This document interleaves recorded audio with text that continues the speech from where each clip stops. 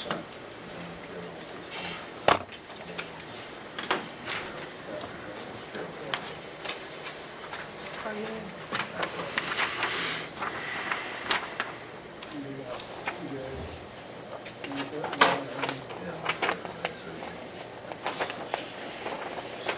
You don't have three, that's a bummer.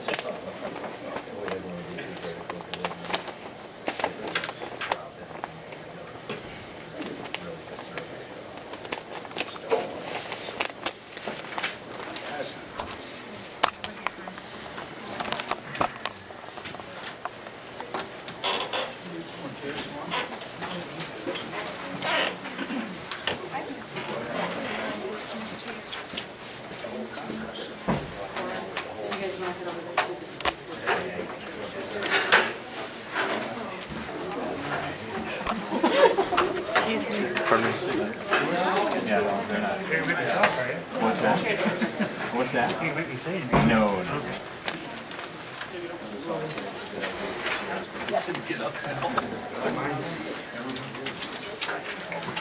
I'm gonna scoop my stuff underneath the table That's so fine. there's more room. That's fine.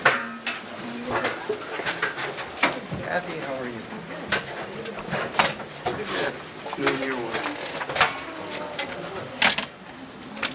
We're getting a couple more of those. Should get Should be good.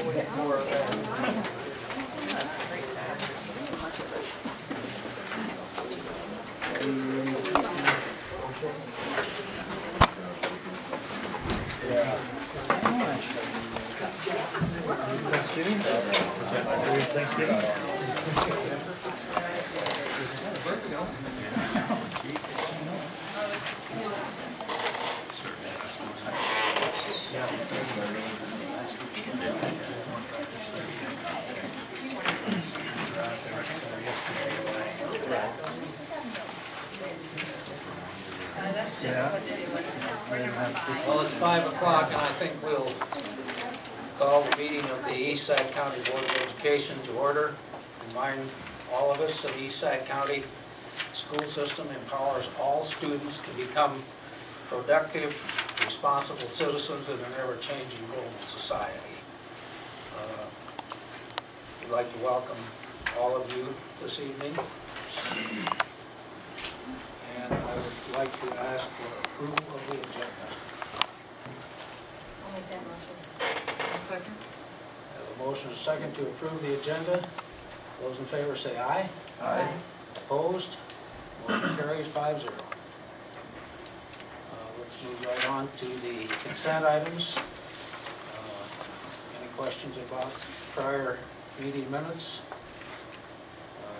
John will take us through the bills and financial statements. Any questions on the financials? We said we're going to follow that trend in the operating fund, the difference as compared to last month, or last year, I mean, and we're in a little better shape than last month. 136 last month, 99 this month, so we'll keep watching that. As far as the bills go, on the first page of the bills at the bottom, there's a bill for $12,000 for Miracle Recreation. That's our preschool playgrounds in both Sac and Wall Lake. A couple new bills on the next page. There's a bill to Mike Bach. That's purchase services for driver's education, the driving portion during the school year.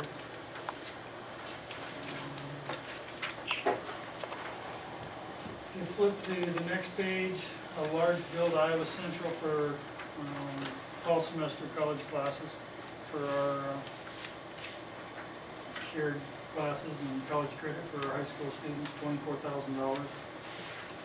How much is that per hour, John? Do you have any idea? 22 something, $22 and some odd cents per credit hour. I did look at that bill this morning. So.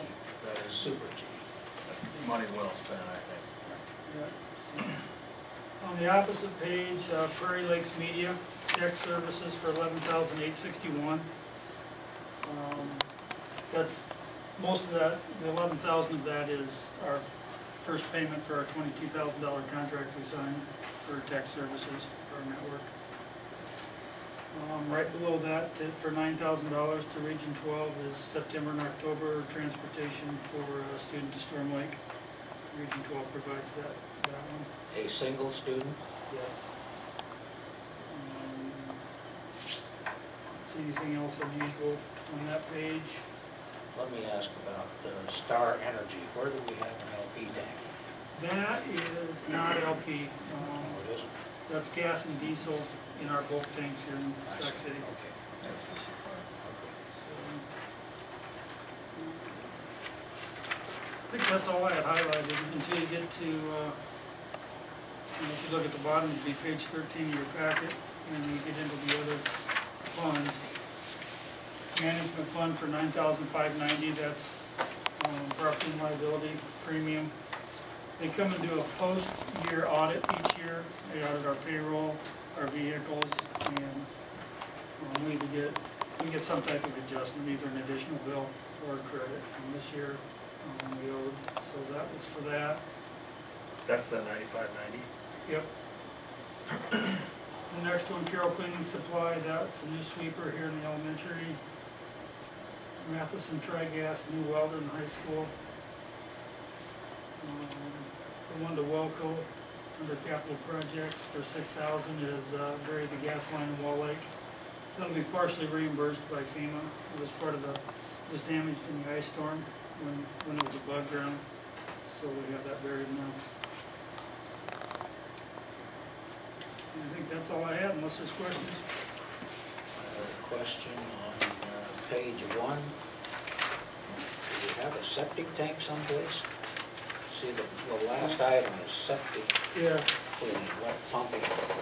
Yeah, E&F custom pumping for septic cleaning. There's a drain trough in our shops, both our bus shop and our ag shop, or auto mechanic shop. And every 18 months or so, we need to get that cleaned out. And that's what they did for us, so. that's what that is.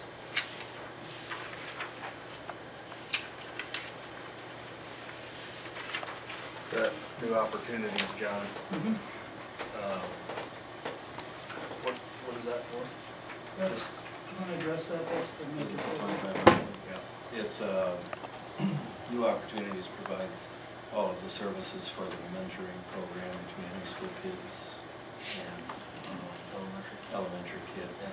Last year was our first year, so we weren't asked to make any kind of donation to it. This year, in year 2, we were. It's for the mentoring program. Okay. Middle school also has kids being mentored. And that This kicked year. off on Wednesday. It's new this year. That also is money well spent, in my opinion. Anything else? Bills? I'll do it. I'll entertain a motion to approve the bill to Albright Oil for $1,368.20. So moved. Second. The motion and a second. All those in favor say aye. Aye. Opposed? I'd entertain a motion to approve the bills to Lakeview and Wall Lake Lumber for a total of $431.24. I'll make that motion. Second. Motion and a second. All those in favor say aye. Aye. Motion carries 4-0. Then I'd entertain a motion to approve the remaining bills on account, the financial statements, and the minutes of October 17th, regular meeting and public hearing. I'll make that motion. Second. Motion and a second. If there's no other discussion, all those in favor say aye. Aye. Opposed? Motion carries 5-0. Okay, let's move to item 5, Education Spotlight, East Sac County Middle School Student Summit. Danny, you want to say anything before I get on a roll? I would just introduce Sarah Voiles and Sally Nellis, who are our student council sponsors. They have spent a lot of time and energy in getting this group immobilized, and the kids are doing a great job. I won't need to say that, you guys will get that yourselves.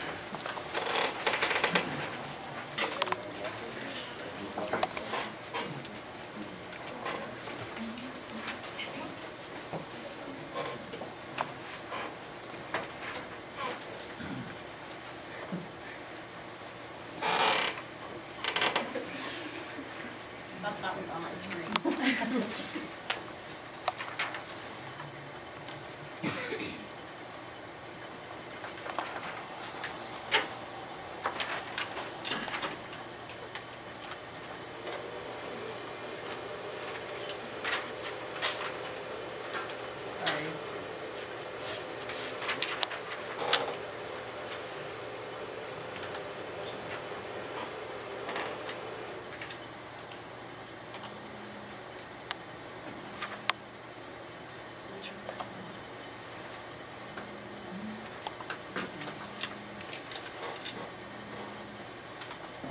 ahead and introduce yourself while you wait for me. Hi, I'm Kendall Barrett, and I'm 8th grader and president of the student council. Hi, I'm Heidi Marsha, and I'm vice president. Hi, I'm Andrea, I'm secretary, and I'm an 8th grader. I'm Sarah Scholl, I'm an 8th grader, and I'm the marketing rep. I'm Chris Sankia, and I'm 7th grader. I'm Lily Jerry, and I'm 7th grader. I'm Brandy Langvine, and I'm a 7th grader. I'm Brian Grace, and I'm a 6th grader. I'm Austin White, and I'm a 6th grader. I'm Easton, and I'm a 6th grader. I'm Connor Crab, I'm a 5th grader. I'm Hannah Fisher, I'm a 5th grader. I'm Grace Draper, and I'm a 5th grader. I'm Damon Harrigan, I'm a 5th grader. We are missing one from 6th grade, one from 7th grade. Christian Steinkamp and Emma Sweater. Oh gosh. Okay, I have to shut down my computer, so in order to get this to work. I'm sorry.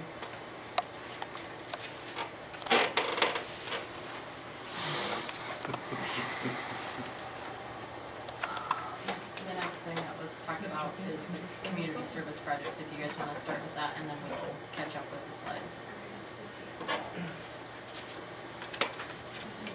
Anna, do you want to tell them what we're doing for community service projects this year? So far, we've had the 6th graders, and they were raking leaves around the communities, and people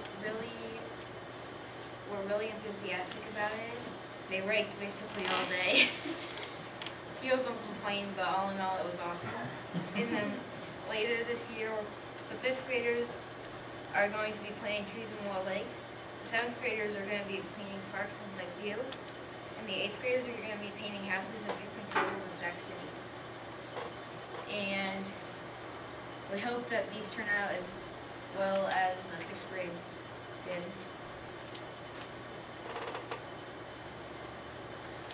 What kind of response did you get from the people that you helped?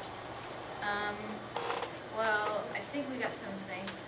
We did. We received several thank you notes. One family wrote, and we're so grateful to us that they were able to go be with an elderly person that was sick in the hospital, and they didn't have to take time raking leaves.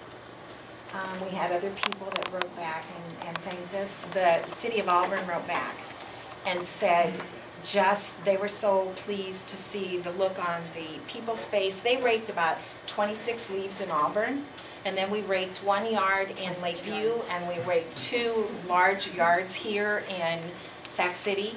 And they said just to see the response from the elderly people that had the kids, plus the kids that did it, the looks on their face was really great. And I know I had the group that went to Lakeview and to Sac City, and the kids I worked with, you know, some of them, this is really fun, Mrs. Nellis. Can we do this like every week? And I said, well, we'll kind of, see about that. But, Yeah. I mean, I think the kids learned a lot from that day. And my group started off that way. Towards the end of the day, they were like, all right, we're tired. We're ready to go home. And we did about 2 hours in the afternoon. So. And when I looked up on the big TV with all our pictures on it, and saw some of the hilarious pictures of some of the 6th graders, I mean, they were in the leaves, and it was hilarious. So you Looked had like they had fun, too, fun. huh?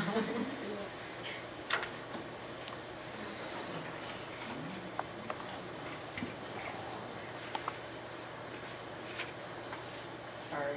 Technical difficulties.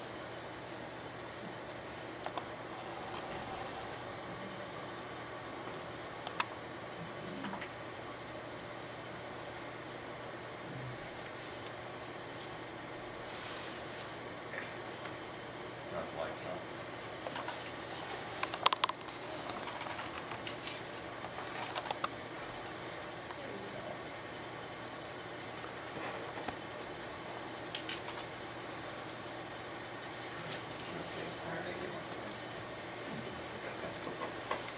There's our numbers.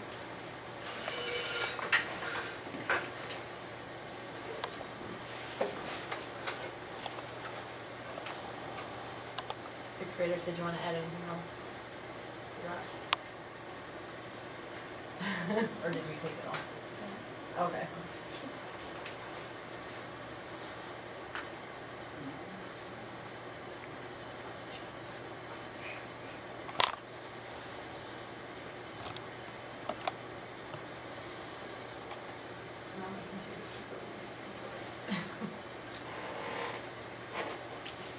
So Hannah talked a little bit about the upcoming community service projects that we have.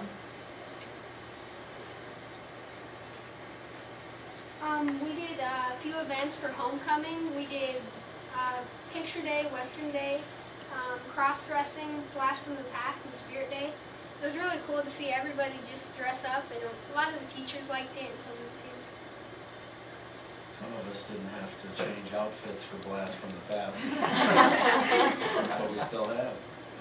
It was hilarious to see everyone dressed up like that, especially on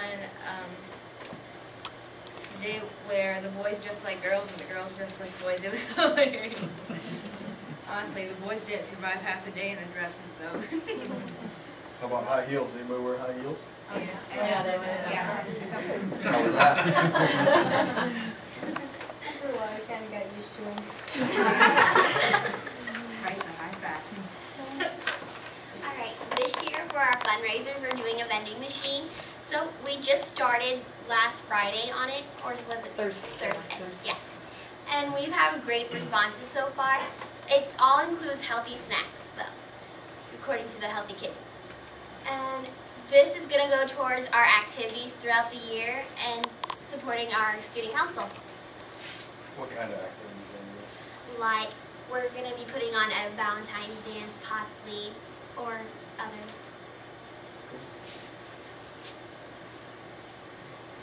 That was supposed to look better. It didn't work.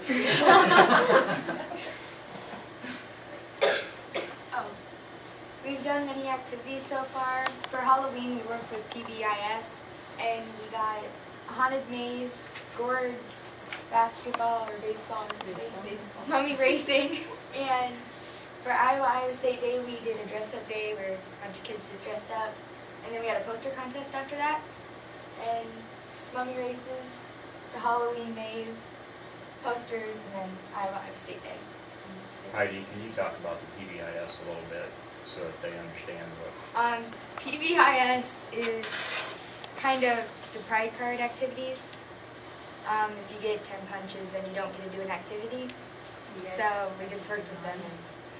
And this was an end of the quarter activity, so it's, Also. they have three punch cards throughout that time, and then at the end of the quarter, this was their big activity that they put together. And the committee of teachers came to the student council to ask them to put this on, so they did a really good job. How many people got to participate in that day? About 90% of our kids. We did the concession stands for the junior high volleyball and football games. And we as student council made $800 by doing 6 concessions. That's really nice. I think people appreciate that. If you've ever gone to an event where there isn't any concessions and you're there for a couple hours. Some people only go to events for them. This year, Mrs. Pitstick and Mrs. Rand wanted to do a library lounge, and me and Dan and Eric we're working on putting together like a little reading lounge for the library or like for a study hall. But it's going to include like some bean bags, couches, and some chairs that we have. It's something that like some of the vending machine money might go to.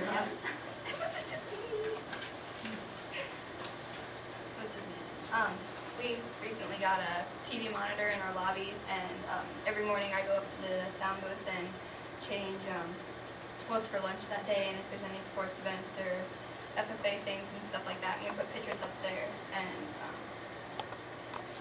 I think that's about it. It's been a really nice addition to the community room. It really is. That's the one you're talking about. Yeah, yeah, right.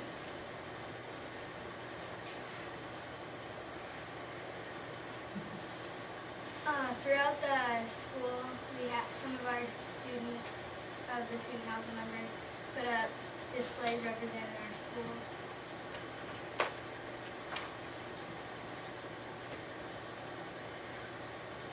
And later this year, we're hoping to do a Valentine's dance. And like you said, we're going to keep working on brightening up the school. And we're also going to do a fundraiser for a cause. Last year they did one for, what was it? Cystic fibrosis. Yeah.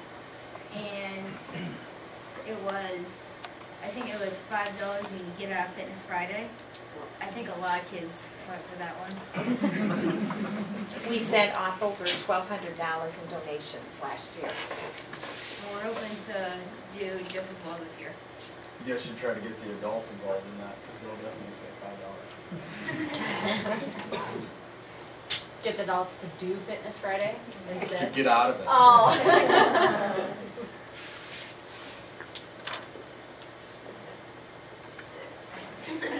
Wow. The last one. Yeah.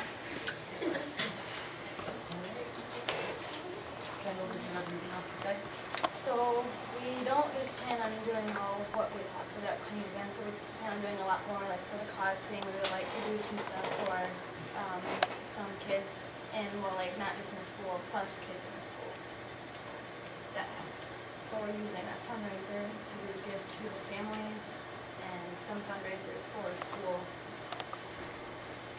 You guys want to talk a little bit more about the vending machine to them and what student council's responsibilities are with that? Vending machine is in the library, and it says all students can use it, and the kids really like it. They like using it and getting snacks, and we can use the money for fundraisers. And this is costing like, what was it, $225 a month or what? $250. Yeah, $250 a month. And from what I've seen like half the kids that I know with a snack at one time or another. So from what I've seen, it's gonna earn a whole bunch more than that. And the kids have also taken the responsibility of figuring out what they want to make for profit on each item, and deciding, you know, what the prices are, and then of course what they're going to do with the money too. We have really big plans for all of the things that we're going to. They did a survey first of the student body and asked them what snacks they would like to see in there. And then we purchased those, and they decided what they'd sell for. They eventually, we just got this going, so we haven't had a lot of time, but these kids will eventually be the ones that will be refilling the machine every day and making sure that, you know, keeping inventory of the product and making sure that we always have it well stocked. Are you renting the machine or leasing it, or what are you doing? It's a lease to own. It's a lease. Lease to own? Yep. How often do you guys meet? Every week? More than once a week? We meet twice a month, or twice a month, yeah. Unless there's something Unless big there's coming something, up, and then you know, that we have to. try to meet a couple more times. But Just out of curiosity, somebody, why do you want to be part of Student Senate? Because it's awesome. Well, that's good. Good answer. You feel more involved with your school. It's fun because If you you have know, stuff to do, it's fun in school. yeah, like during homecoming it's really fun, and Halloween, but it's like fun because you know what your friends like to do and what you like to do, so you can kind of work around that to do things that will be fun for everyone. So you're helping to make the school a better place? Would that be a paraphrase? You get satisfaction because you feel that you're making a contribution. I know that a lot of kids were real happy about like the vending machine and the Halloween stuff. And, I mean, I was helping out with the mummy races, and it was hilarious. And everyone was laughing and having a good time. The only problem we had was getting everyone to clean up the toilet paper. It was pretty fun to watch from an outsider. That worked out pretty well. I would like to make sure everybody's clear with the vending machine, all of the stuff is approved according to the Healthy Kids Act. It's not, it's healthy snacks. When do you have access to the machine? All the time. Well, Anytime your during teacher your will let study you. and permission. as long as Mr. N says it's okay to have them. Or your teacher if you're like a 5th or 6th grader. But for the most part, it's probably isolated to the study hall library. Yeah.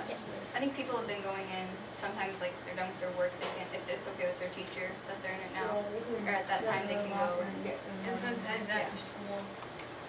Yeah, a lot of people go to the library after school to get something. It just has to be okay with the teacher that they're with.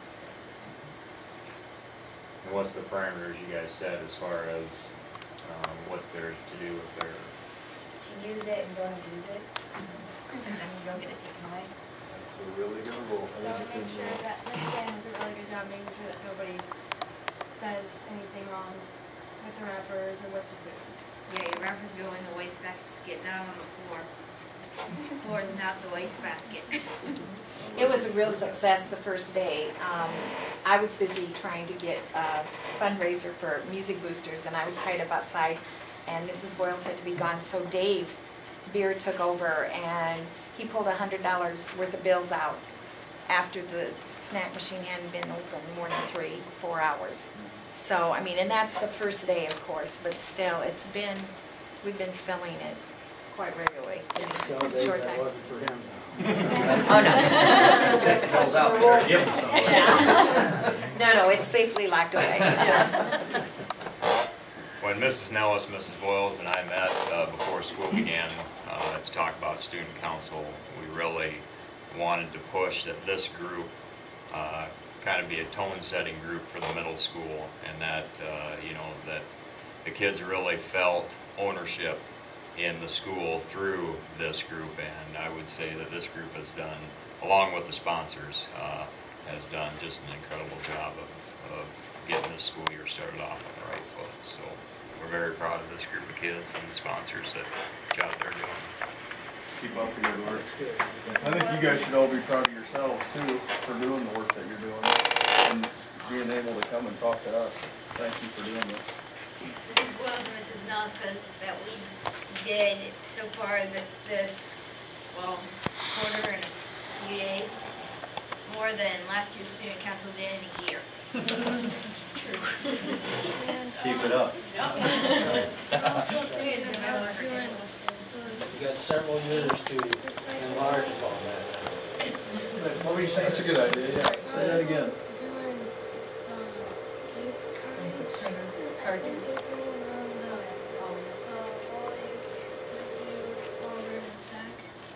That's a good idea. What do you do with them? You can get $5 for each empty one that you Really? just screw. For empty cartridges? Really? Someone broached us and asked us if we would take this project on, and so we're gonna, it's a recycling, a recycling project that we'll do, and then when we get a box full, we send them off and get a benefit out of them, so. During the haunted maze, Dave and Bruce helped us setting it up. We gotta be the first people through. It scared the Scary? bejesus out of me. That's scary. Was anybody working when I went through? I was a big winner. I was the one who scared yesterday. Taking names. Pride and joy of his day there. Any other questions from the board? I would just like to compliment you on what you're doing and on your presentation here this evening, and encourage you to continue. It's very, very nice. Amen. Thank you very much.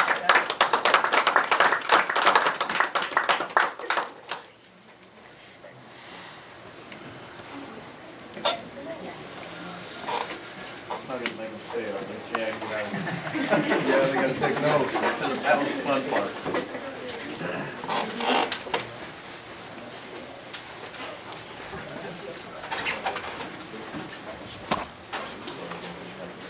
Move to item 6, Superintendent's report. I don't think you can compare it with that last report. It's going to be a challenge for It's you. going to be a letdown after watching the kids, that's for sure. Just a couple of things to share. One update on the Insurance Study Committee. We talked about that at the last board meeting. We've met now twice. Excuse me, that committee is comprised of teachers and support staff administrators, and we're looking at medical insurance. And just so everybody understands, it's a study committee, and the reason for it is to learn and to share with other folks within the system, and then insurance is actually part of any changes have to occur. Potential changes have to go through the formal negotiations process. I think it was in your packets, but it's worth saying out loud. Becky Halber was elementary counselor. She received the John Thompson Award for Excellence in School Counseling from the State Association of Counselors. And that's a nice reflection, not just on Becky, but on the entire elementary staff, both buildings. Last month we mentioned Odyssey Wear, which is a web-based program designed for credit recovery and skill development and lots of different things. We've had our first training session on that last, I don't know, whatever day it was, and then the second training session is scheduled for tomorrow afternoon with the teachers, and that will be implemented at both the high school, the middle school, and at the Flex Ed Center after Thanksgiving. So that's moving along. And then the last thing I guess I would mention is that the Dropout Prevention Modified Allowable Growth program, the application for that is due December 15th. And that's, again, the local boards have the option of levying specifically for dropout prevention. And we, in December, will be coming back to you with a proposal on what we're doing there. Would have been nice to do that this month, but they didn't open up the site to start on the application until late last week. And so we literally have 1 month to put the application together, and that does require board approval. That's all I have this month. I'd love to sign it. I'm going to turn that over to Danny. I'm just going to let Danny, and I'll chime in, which of course. We met as a staff tonight, middle school staff, and that included everybody from associates to janitors. Everybody was invited who was a member of staff at the middle school to talk about what our finalized plan looks like to address us being a school in need of assistance. Data that we used in figuring out what that plan was going to look like as a CENA team came from documents, things like ITBS, other just basic documents that we have as a building, as well as a district, and then teacher surveys, teacher input. There's about 7 people on our CENA team. There's 2 people from the AAA, Kathy Brenny, who is here tonight, is one of those people, and Leslie Moore is another one from the AAA. And then there's, I believe, 5 people from the building, along with Mr. Feeney, who's involved with the planning and with the team. Basically, our plan looks to address about 3 different things, and that's being a collaborative culture in the middle school. Basically talking about, it's more along the lines of scheduling and time on being able to make decisions collaboratively. It takes time to to meet, to sit down, to talk about what our issues are, and then to come up with a decision-making process. So one of our big things is developing a collaborative culture, and that's really structured around time. Second thing is addressing our math scores, which obviously impacts our staff who teaches math, both core and intervention, as well as special education.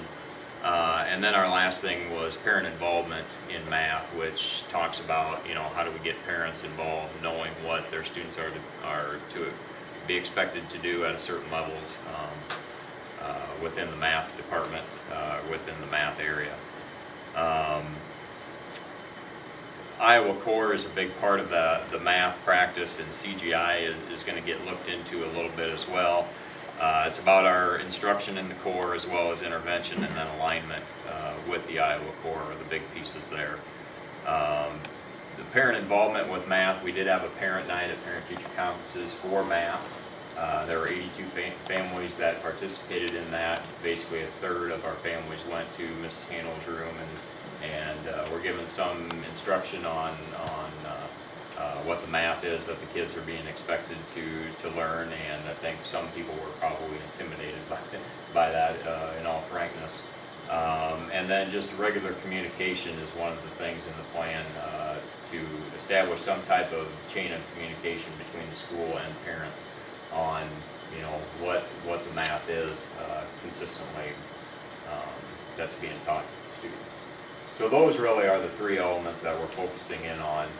Tonight was the first phase of implementation of the plan, is just addressing what that is to our staff, and then we'll take information that the staff provided us tonight from tonight's meeting. The leadership team will meet tomorrow night and continue development of the actions from there. But it'll be once every 2 weeks we'll be meeting as a staff, and about the same as the leadership team to be going through our implementation. So. Built into the system too is developing data-driven assessments on how we're doing. That's part of the plan, is to develop those at a higher level than they currently exist. Within all three of the action areas, there are, if I remember correctly, 3 activities already in place to unfold, dealing with each of the focus areas. Bottom line is that when we received notification about being a school in need of assistance, we immediately embraced it as a school improvement process. And I'm thrilled with the response that we've gotten from the staff, and specifically from the leadership team involved with this process. It's going to be roll your sleeves up, and there's going to be some changes, and it's going to be a lot of work. But this is a good process. It is a good process. It's a school improvement process. And people are latching onto that, and it's going to unfold over the next 2 years. So I'm kind of stoked about the whole thing. How's the involvement of the parents then? What do you mean, Chris? Well, I see it here that, I mean, and you were talking about it too, that we're, you know, part of the program is to get the parents to work with their children at home. Yep. Have you had any pushback or any discussions with parents that? No, Mrs. Hano, who did the math night at parent-teacher conferences, I think, she stated today at our staff meeting that she was very positive about the outcome of, you know, having 82 families there for conferences and stopping into her room and talking about math. Now, we haven't set up anything as far as a channel of communication yet between the school and the parents on what's going on in math. I don't foresee pushback. It's more here's what we're doing right now in math. I think the big challenges that we have to do in math is alignment and correct instructional practice. And not saying that we're not utilizing that at this juncture, but more along the lines of what is it and what's available to us as far as trainings. CGI is the big thing from the state, but right now all the CGI trainings you can't get in because they're booked. Yeah, they're booked up. So we're looking for some help from the AAA. When we met for a peer review at the end of October, it sounded like the AAA was going to get more involved in developing trainings for local school districts. So we're hoping that will come through and we can learn more about it at the middle school level, because we feel like we've got kind of an idea of what that looks like and needs to look like at an elementary level, but we don't at the middle school. And obviously that's a transition issue than if you've got kids at the elementary who's getting CGI. It's a different deal at the middle school. Well, where's the gap for the kids then? And we've got to make those connections. One thing we do see with our math at the middle school is 5th and 6th grade, I don't want to say it that way. There's definitely an improvement from 5th grade to 8th grade. We see that along our span of 4 grades as the kids move along. So we think that that's a very good thing, that they're making growth, and that's over several years of data that we're looking at. So we do feel that that's a good thing. It's just that it's sped math and low SES math that got us into the spot that we're at. So Early in the process to start making assessments anyway, isn't it? Yeah. Yep. Implementation really started at 3:30 today. Yeah. I mean, truthfully, we just got done meeting and stuff. And so this is designed for a 2-year process, so understand this is an investment in the long term. If you want a short-term solution, that's not how this is designed, nor should it be. Neither Mr. Ritter or Mr. Fisher are here this evening, but they do both have reports that were in your packets. Do you have any questions about anything in those? Or I just wondered what kind of, if anybody knew what kind of numbers we had in boys and girls basketball. At the high school level? I counted 14 girls right now in the gym, or before we came, but I think they're around 15 or 16 for the girls. I don't know for boys. About 20. 40, low About 20 20. for the boy. About 15 or 16 girls. I think it was 16. About. Wrestling is 8. Wrestling has 8. Wrestling has 8.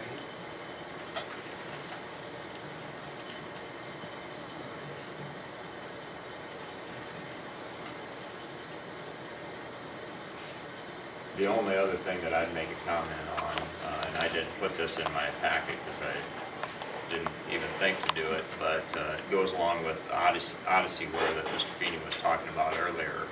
We're taking a much harder look at acceleration at high school and middle school and elementary levels. And that can take different forms. That can take full grade acceleration forms where if we feel that there's a 5th grader who is way beyond his or her years, maybe that student needs to be actually in 6th grade. Or a student who's, for example, in 5th grade, but their math is more at an 8th grade level. Maybe we need to accelerate that kid trying to do what's right for the student in math and getting them into a higher level math area. We don't know totally what that looks like yet, but we think those are the right conversations to be having for the benefit of kids. I don't know if you want to expand on that at all, but. No, well said. I noticed we have one girls basketball coach at the junior high school. And that was tough to get. How many kids are enrolled there? Luckily, our number, well, I shouldn't say Yes, that. they are. Our numbers aren't as high as what they could be. I want to say we're at about 18 to 20, but I didn't get a solid number from In the 2 grades. Yeah, and the 2 grades. Yeah. That's not so terrible. Except for You're things trying to like, teach fundamentals there. or when you're on the road or at home and you're trying to coach one team and the other team's in the locker room. Or somebody gets injured and you're trying to address that well. So we have a person going on the way games, so that way I was gonna say, a bus driver too, don't you have? and we're sending a chaperone. Okay. I don't know what to call it. Yeah. I think that's important.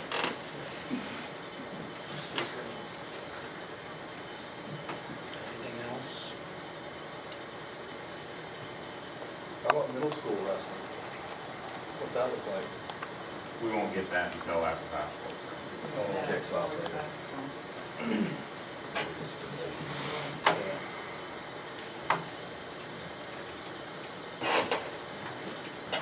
Okay, let's move on to unfinished business, report from the ISB State Convention.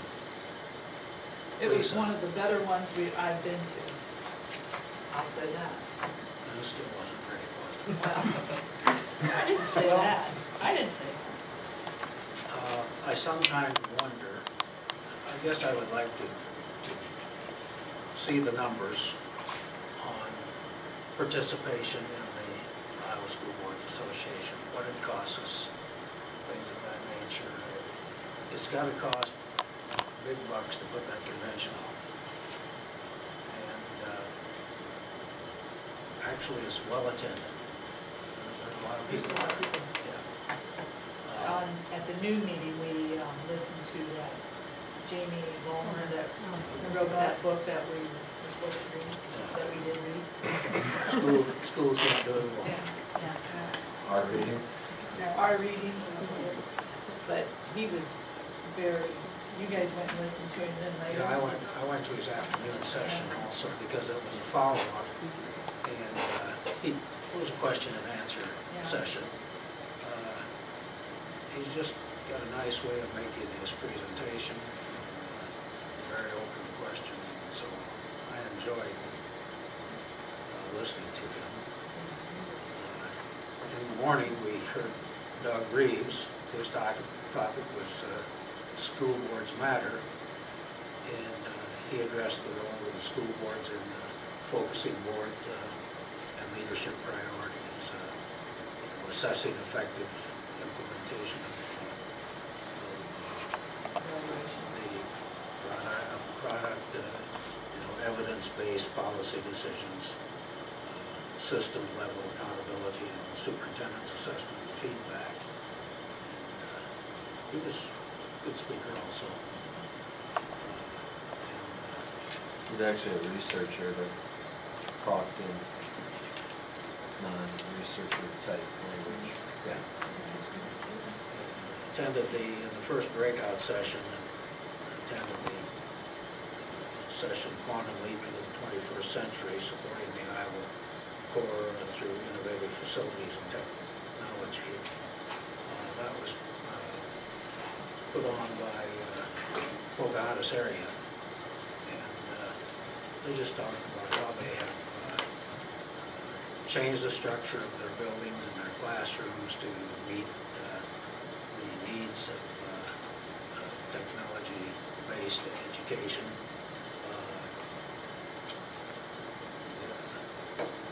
I don't know what the title was of the woman who was on the program.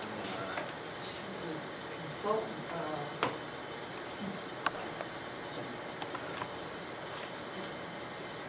facilitator of some kind, but anyway, she's in their school system. She has her superintendent's certificate, and she was very sharp, very articulate. oh, that was the way to Rochelle Rock. That was Bridget. That was Bridget in that one. Yeah, and the second one that we went to. Oh, okay. That was the one on the one. All right, yeah. Yeah, but, yeah. Like I said, I mean, I thought it was very informative this year. Yeah, it was much better than some of the sessions that I've been to. But I would like to see the numbers. The closing session was Jason Glass, Director of Department of Ed, Lieutenant Governor Reynolds, and Governor Terry Branstad. Probably the most interesting part of that to me was that here's a person who's done a complete flip-flop on their approach to supporting education. After Governor Branstad had his education summit last year, he came out in support of preschools, which he had been dead set against. However, he's coming to this group asking for their support for his program. This is the same group that he said no to for 4% allowable growth, and has given us 0% allowable growth this year and only 2% next year. So it's kind of hard to be real kind to that person. There's probably too much politician in me to be very objective about those things, but really, you know, you can't just give lip service to education. You've also got to throw some money at it. And he's not been very good about that. It's a bit ironic because in the morning of, this was last Thursday, headline in the Des Moines Register is that Jason Glass and Governor Branstad are backing away from the tiered teaching system that was outlined in the blueprint because it costs a lot of money, which it would. And we're gonna email or contact somebody that they send out the books next year before. When we got there, they had these nice books that detailed all the different sessions that you could go to and stuff. We could have had that a week or two ahead of time, we'd have had some idea of just exactly 5 minutes. how we wanted to go, how we wanted to spend our day. But as it was, we had to try to figure that out during the first general session. Anything else?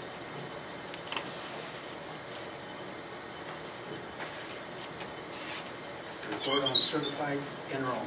I'm going to turn that over to Jeff. There's a sheet in your packet that looks like this. That's wrong. Roy put a big X through it because I royally screwed it up.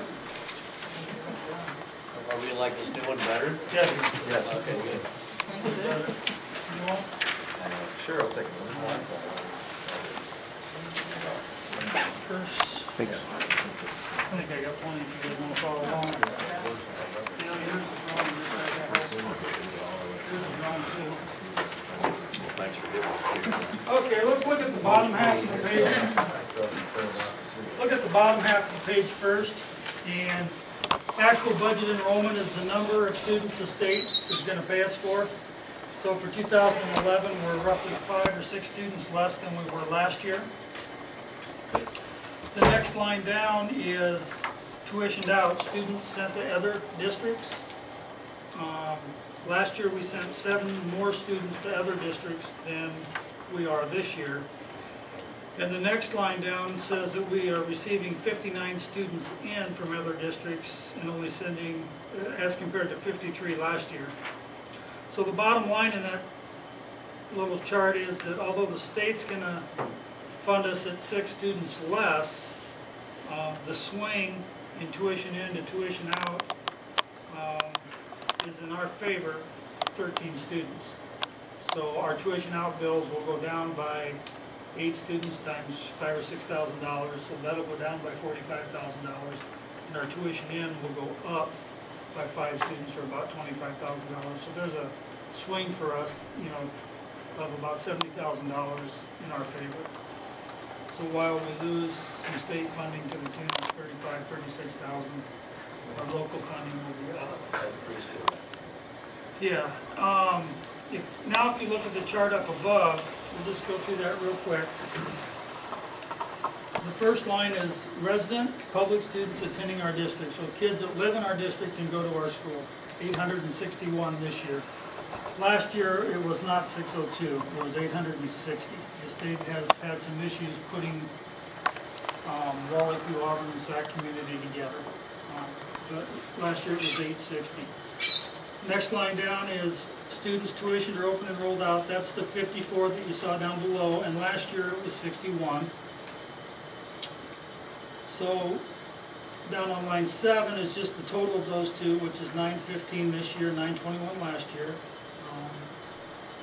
Then the next line down is other students coming into our district. That is 59 this year. Last year it was 50. What was it last year? 53? 53. Then, yeah, not 311. That 311 included kids that we sent back and forth between the two districts. Line 10 then is voluntary preschool, and that's the additional weighting, 0.5 per student. So this year we'll count those at 28.5, and last year it was 34.8. So there's a loss there of 6 students also. So total school-age students being provided services by our district is 920 this year, up from 913 last year. Does not include the 4-year-olds. So if you throw in our 57 4-year-olds, then you're up at the 975, 980 number that we've been talking about all fall. And this is a report that was put together last Thursday, it's just, as Kevin likes to call it, butts in the seat. Well, this is a head count from last week, which is at 979. So I guess that's my enrollment report. And if I confused anybody, I'm sorry, and I'll answer questions. It's just the certified enrollment, it's just counted differently for when we get to the school finance foundation formula. And that's just how the state does it, and it's confusing. If you look at butt in the seats, that's how many kids we're actually serving. How we get paid for them goes back to certified enrollment, whether they're resident students or whether they're open enrollment in. And butt in the seats is a lot easier to understand, frankly. I think the bottom line is it's relatively flat for us, which is better than the trend has been. We're actually up just a little bit, which is beats the heck out of going the other direction. I like the open enrollment too. I think that's a good number to know. Well, That's something that it's a you hear big from swing. people in It went from a negative for us to a positive for us. And That's something that you hear from the people in the communities.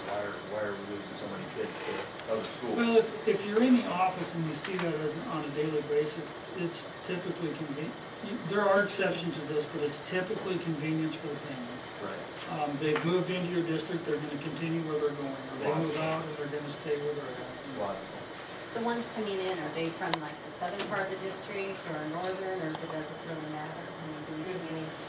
Say it's a good thing. When Yeah, I'm trying to think of all which one the is. snow. You know, we get some from Carroll, we get some from Rockwall, Southern Cal, Shaler, Cumberland, there's some from Shaler, Crestland, there's probably a good, pretty decent number from Woodville, Probably Arthur. just swap a lot of kids. There's not many from our Weaver area, so I guess that part is kind of left out. Okay?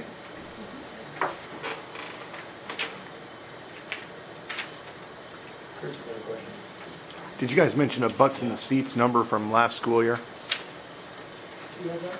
I don't have it with me, Curtis. Do you remember where it I would was? say it's about a guess would be about 960. 960? It's in the ballpark. Move on to number 8. New business and technology update. Yeah, opted to tell you about a few things, and if you want more, we can certainly provide it. Chris, I think you had asked about where we're at with technology. I'll just reiterate what I wrote some notes here after talking to some folks. Here are the things that have happened since the end of school last year. Increased the bandwidth for internet access on both ends of the district. We were at 5 or 6 megabytes on each end, and that's been up to 25 megs. You don't ask me what a meg is, it just is. It's faster, and it's more of it. Just drawing your attention, because south end of the district, we're getting that through Corn Belt Communications, and the north we're getting it through ICN, through the ICN room. Increased bandwidth for an intranet, which is used for communicating between the buildings. That was up to 25 megs as well. Updated the main switches and rewired a number of classrooms for faster internet connections. We have new servers, and reciprocity was built in, and probably the easiest way to just explain that from a layman's term, which I am, I guess, is that each day the servers in the north are basically backing up the servers in the south and vice versa, so that if one server goes down, the other one will kick in, which lessens the likelihood of losing data or being without a server, and that was all by design. That's a pretty close explanation. We also imaged or cleaned up virtually every machine in the district. Literally every computer at least was touched this summer by the Computer Depot guys. We added 100 laptops to the district at various places. We entered into an agreement with AEA for maintenance of servers and the network. We're purchase service of two days a week, and we have been extremely thrilled with that. It's working well. Purchase service for through AEA for maintaining the servers and network. We're just pleased with how that's working. Entered into an agreement with local business, Iowa Computer Depot, for machine maintenance and repair. There's a web-based reporting system now that all teachers and employees can go on if they're having problems with something, and then Robert and his folks are out. We're extremely pleased with that as well. This has been much smoother. We have 11 interactive whiteboards in the elementary buildings. And just so you know, the district has not gone that direction in purchasing those.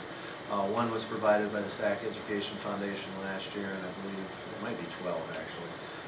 Another 11 were purchased by the East Sac County PTO. And we've been a little slower in getting those implemented in the elementary than I would like, but that's coming. And remember when we talked, I think, yeah, when we toured, I used the middle school as an example, putting in whiteboards, making sure we have whiteboards everywhere, and then taking the projection units and mounting them, then you're set up for the that we've been using with the interactive whiteboard technology.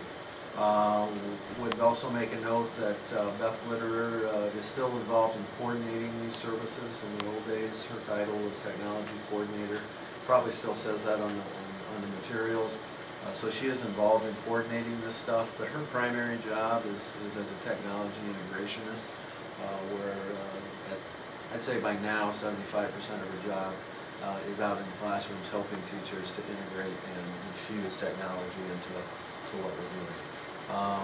Made a note here that just said, bottom line, are we there yet with technology? Wherever there is, the answer is no. Are we on a much better road than where we were previously? We absolutely are.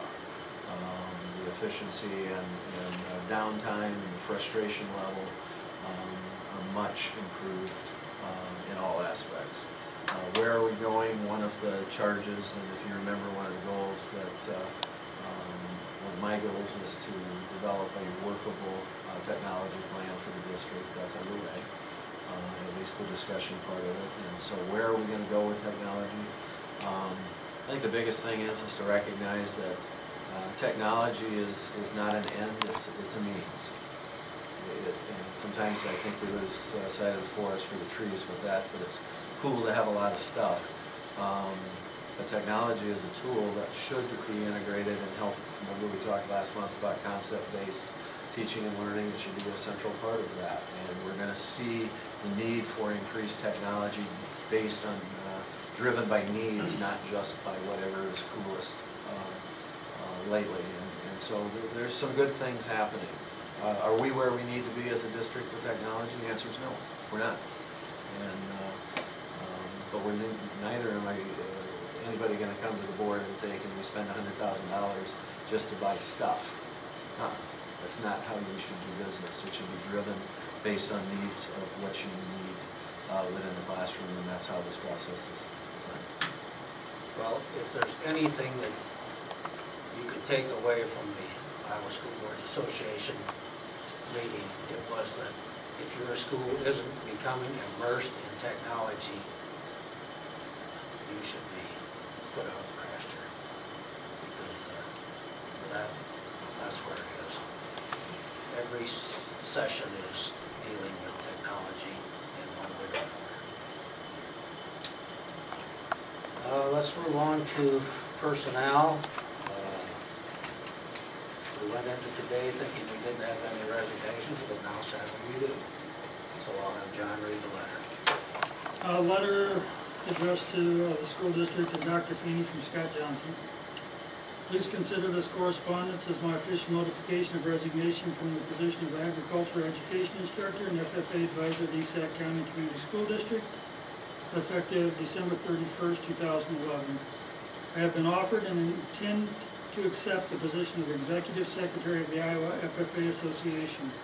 This is a salaried position that is scheduled to begin on January 1st, 2012. I have appreciated the cooperation and support I have received from the school district in my 9+ years at East Sac County. I hope that our working relationship has yielded the reputation and success the school envisioned a program such as this to experience. I wish nothing but the best for the school, the program, and the students. Please feel free to contact me at any time with any questions or comments regarding my resignation. I plan to fully cooperate with any efforts necessary to help the program transition to any temporary or permanent staff changes. Thank you for your time and consideration. Regards, Scott.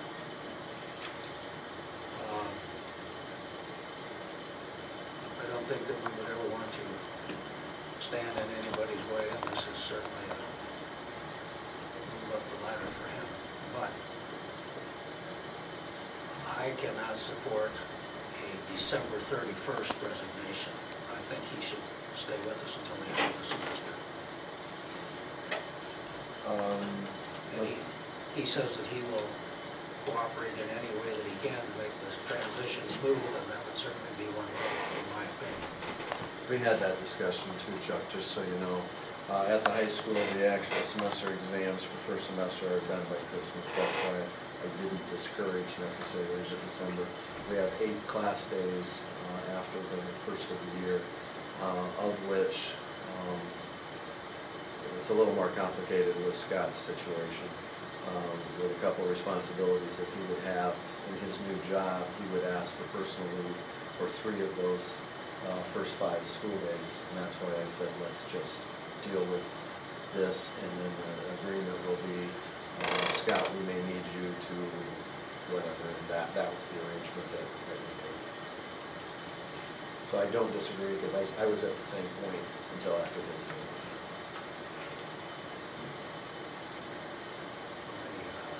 When does the semester actually end? January 13th, maybe? So I thought it was the 13th. I think it's the 13th. 13th? And I think the new semester starts on the 16th, is that correct? That's what I thought. And oops, there's no motion yet. Our plan would, if you accept this resignation, which I would strongly encourage you to accept this, I don't want to see Scott leave, but this is an advancement for him in his career, and I think he should be supported in that. Absolutely. The other thing is what we will look to do, and we've already started the wheels in motion, is we're probably not going to look for a permanent replacement for Scott at this time of the year. We will look to get a long-term sub that's qualified in agriculture, and there's several options there.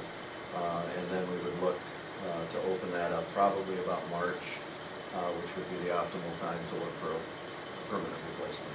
And if it's a long-term sub, that may end up being, but that person would have to compete for the job when it's wide open. That's the plan. Well, we should be attractive. We have the best program in the state. We should not have a difficulty in attracting good candidates, so We won't. that doesn't concern me too much. Have a motion? I'll make that motion. I'll second. Okay, we have a motion and a second to release Scott Johnson from his contract for terms pointed out in his letter of resignation. Any further discussion? Those in favor say aye. Aye. Opposed? Motion carries 5-0. Thank Scott for his service, the tremendous service he's given the district, and the quality program that he's presented here. Wish him the very best. Yep, will do. Okay, contracts. 2 that we have this month. Kim Dross for assistant drill team coach, and she's actually been serving in that capacity. I just dropped the ball on getting the contract approved. We got to a certain number in drill team, and it was either we had to look at cutting and we had to get some more help, and we chose to get more help. And then Dave Peterson for head bar studios track. What numbers John's got those? Kim's contract would be $861. What did you say? 861, and Dave's track contract would be $3,011. I'll make a motion to approve those contracts. Second. A motion and a second to approve the contracts for Kim Dross and Dave Peterson. Any further discussion? Is there going to be an assistant varsity coach? Yeah, Tally was in today, we need to post that again now, but it's my understanding Dave will be head girls, Marie is already under contract as assistant girls. We have a head boys under contract, which is Niehaus. We do not have an assistant boys under contract yet, so. That would be the one.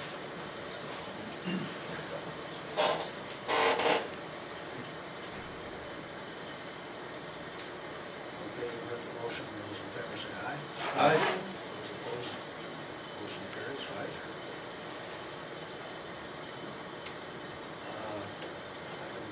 discuss future agenda and set dates. There's a question about the date, which we're Well, the third Monday, which is what our date is the 19th. And I suggested that we actually go on the 12th if that works for people.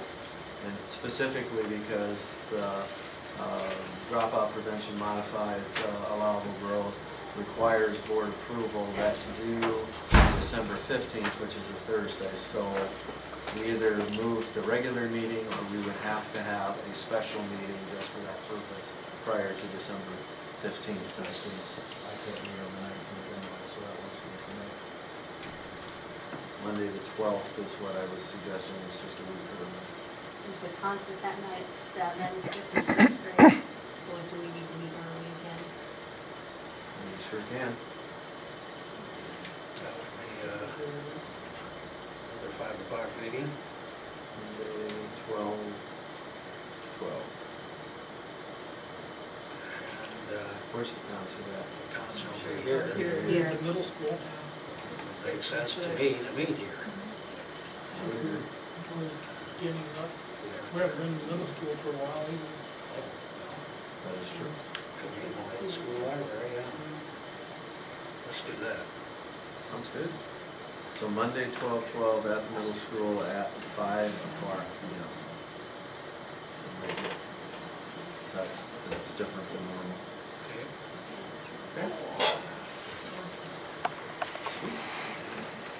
I move we adjourn. Second. Puts his coat on. Those in favor say aye. Aye. Motion carries 5-0.